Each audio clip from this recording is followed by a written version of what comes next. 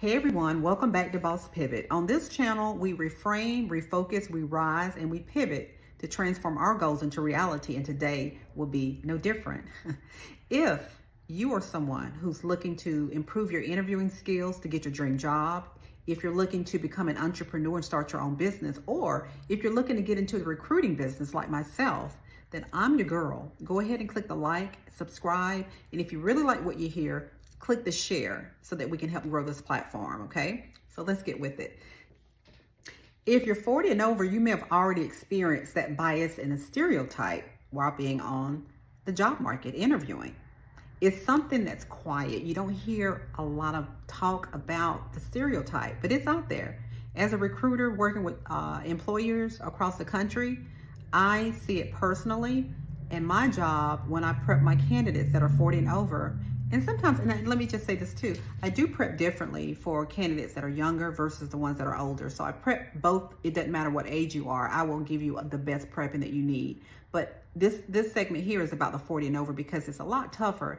And I want to make sure going into 2025 that we're all prepped, we're all equipped to go out and interview and have that opportunity to get the job. So if you're 40 and over, I know you've experienced some type of a bias, and I want to share with you some things that employers are looking at or what their thoughts are when you interview, so that when you do get in front of a client, you're kind of prepared to give yourself the best opportunity to showcase your best talents, to showcase that you may be older, but you've got some assets to bring to the table. So one of the things that a lot of employers are looking at when they interview somebody that's older, they're looking at the technology gap. They feel that if you're older, you're not able to come in and take charge and keep up with the changes of the new technology. And I don't care what industry you're in, if it's food and beverage, if it's healthcare, if it's financing, if it's sales, whatever it is, there's always changing that's going on. So if you're 40 and over, it doesn't mean that you're not going in with the changes. They're just saying the new technology that's out there, they don't feel that you're able to keep up with it. So if you've been on the job for a while and you haven't been on the job market, I'm sure the companies that you're with, they may have gotten new technology, especially if the company's wanting to stay on the cusp of cutting edge technology themselves. They're going to actually continue to get new systems in place. They're going to continue to get new technology as well.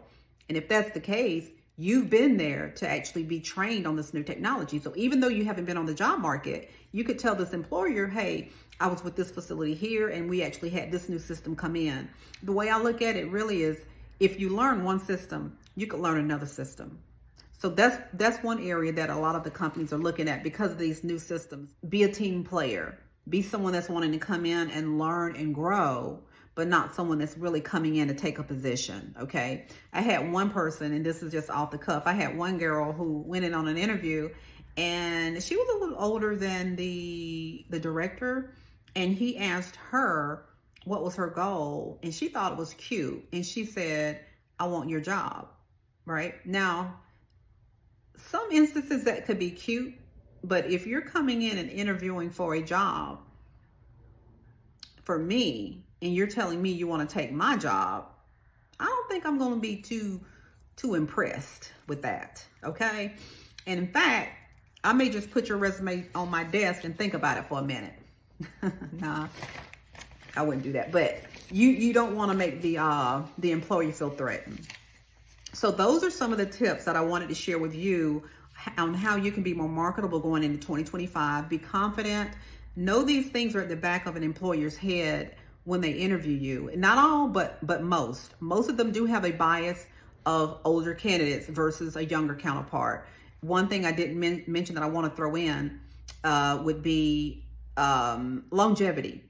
A lot of employers feel that older candidates, they're not looking for a long-term career. They're thinking they're going to be there for maybe a year, especially if you are in your 60s or older, because a lot of us are now working in our 60s and 70s just to have some extra income or just to do something on the side. So if you are someone that's interviewing and you are really looking to be with that facility for a while, I would proactively let them know, I'm looking for a long-term career opportunity. I want to plant my feet. I'm ready to be here for a while. I'm not looking to go anywhere anytime soon. So make sure that you put that on your box too, to convey, hey, I'm looking for a long-term career. So those are the tips that I wanted to share with you. If you're already on the job market interviewing and you have experienced this type of stereotype, just chalk it up on your next interview. Be prepared, because that was just an interview. This is temporary. This is temporary. Go ahead and arm yourself with as much information as you possibly can. If you haven't interviewed yet and you're going to be getting on the market, be confident. Utilize all these skills that I'm sharing with you. As a recruiter, I have experienced it all. And again, I work with both young and older, and I prep differently, but I do give each the best prepping experience possible, so that when they go on that interview, they are ready. They are confident. They're not cocky, but they're confident. They are ready to answer certain questions. They know how to answer the salary question. They know how to answer the adaptability question. They know how to answer, are you here for a long term? What are you looking for? Tell me about yourself. They're ready for everything. One of my videos that I'm going to do eventually would be on the recruiting side, because I know a lot of you guys are recruiters. I want to share with you how you can improve your commissions as far as raising your fee. And it's hard to raise your fee.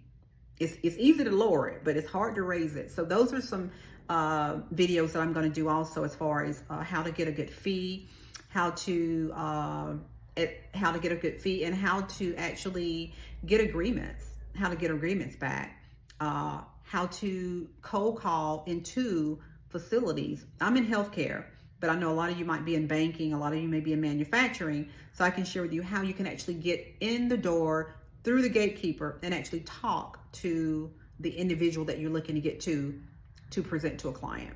So I have a lot that I'm gonna share with you. So thank you guys for listening, and good luck on your interviews, and I will see you on the next video. Don't forget, click the like, subscribe, and share, and comment below. Now go be a boss and pivot.